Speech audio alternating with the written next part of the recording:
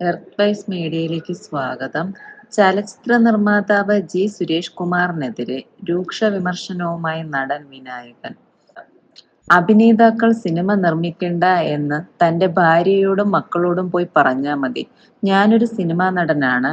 ഞാൻ സിനിമ നിർമ്മിക്കുകയും ഡയറക്റ്റ് ചെയ്യുകയും ഡിസ്ട്രിബ്യൂട്ട് ചെയ്യുകയും പ്രദർശിപ്പിക്കുകയും ചെയ്യും. ഇത് ഇന്ത്യയാണ്.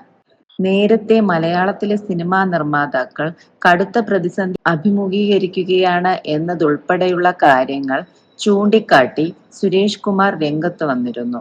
10 കോടി രൂപ ഷെയർ വന്ന ഒരു സിനിമ കാണിച്ചു തരുമോ എന്ന വാർത്താ സമ്മേളനത്തിൽ സുരേഷ്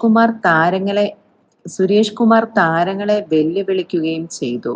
തങ്ങളുടെ പടം 100 കോടി ക്ലബിൽ കയറിയെന്ന് പറയുന്നത് നിർമ്മാതാക്കളല്ലെന്നും താരങ്ങൾ അവരെക്കൊണ്ട് പറയിപ്പിക്കുന്നതാണെന്നും സുരേഷ് കുമാർ ആരോപിച്ചു. സ്വന്തം ഗതികേടറിയുന്ന നിർമ്മാതാക്കൾ ഇത്തരം അവകാശവാദങ്ങൾ ഉന്നയിക്കാറില്ലെന്നും അദ്ദേഹം പറഞ്ഞിരുന്നു. കഴിഞ്ഞ വർഷം 200 സിനിമകൾ ഇറങ്ങിയതിൽ ആകെ 24 സിനിമകൾ മാത്രമാണ് ഓടിയത്. വിജയശതമാനം എന്ന് പറയുന്നത് വെറും 10% മാത്രമാണ്. 176 ചിത്രങ്ങൾ ബോക്സ് ഓഫീസിൽ തകർന്നടിയുകയായിരുന്നു. 650 മുതൽ 700 കോടിക്കിടയിലാണ് സിനിമാ രംഗത്ത് കഴിഞ്ഞ വർഷം നിർമ്മാതാക്കൾ സംഭവിച്ച നഷ്ടം. പല നിർമ്മാതാക്കളും നാടുവിട്ടു പോകേണ്ട ഗതികേടിലാണ്.